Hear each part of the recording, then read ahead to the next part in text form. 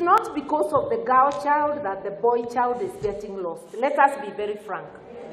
Boys, during teenage, they need their fathers. They need male role models. If not a father figure. Tunauliza waume wetu, marafiki zetu, tunauliza wababa wote. Pay attention to the adolescent boy child. A mother is not enough as a role model. Wewe uko busy ukitafuta pesa. Unaweza kutafuta pesa, upoteze mtoto. Tafuta pesa, but be around the home to nurture the boy child. Let us not be made to feel guilty about our empowerment. Empowerment ya wamama haijafika. We are not 50-50 in the elected seats.